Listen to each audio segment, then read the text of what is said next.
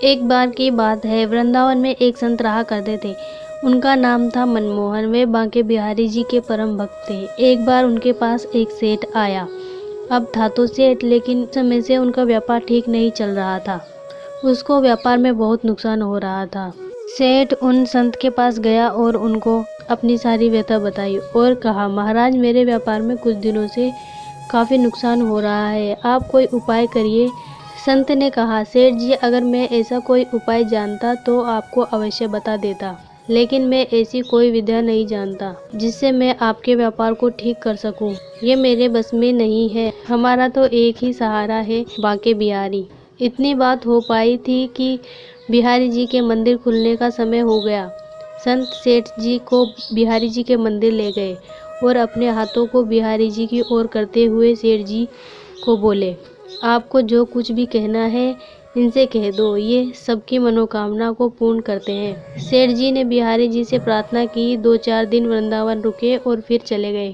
कुछ समय बाद सेठ जी का सारा व्यापार धीरे धीरे ठीक हो गया। अब सेठ जी समय समय पर बिहारी जी के दर्शन करने वृंदावन आने लगे। लेकिन कुछ समय बाद सेठ जी थोड़े अस्वस्थ हो गए। वृंदावन जाने की शक्ति भी अब उनके शरीर में नहीं रही।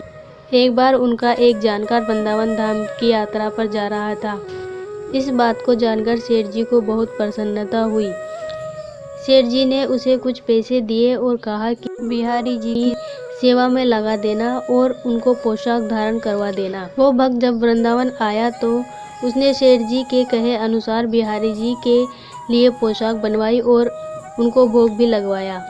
लेकिन इन सब व्यवस्था में धन थोड़ा ज़्यादा खर्च हो गया। लेकिन उस भक्त ने सोचा, चलो कोई बात नहीं, थोड़ी सेवा बिहारी जी की हमसे भी बन गई। बिहारी जी किसी का उधार नहीं रखते।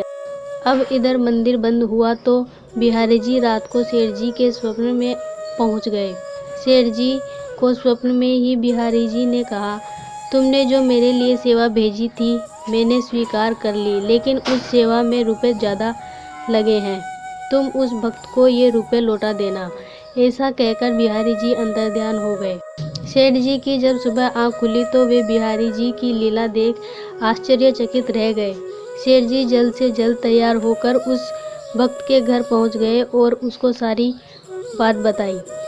यह सब जानकर वो भक्त आश्चर्यचकित रह गया कि यह बात तो सिर्फ मैं ही जानता था और तो मैंने किसी को बताई भी नहीं।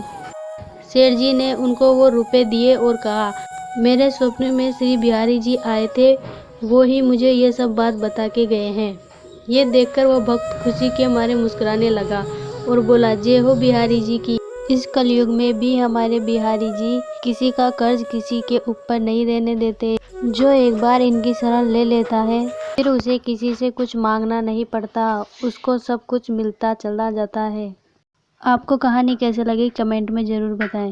और हाँ, अभी तक आपने चैनल को सब्सक्राइब नहीं किया है तो सब्सक्राइब कर लें। धन्यवाद।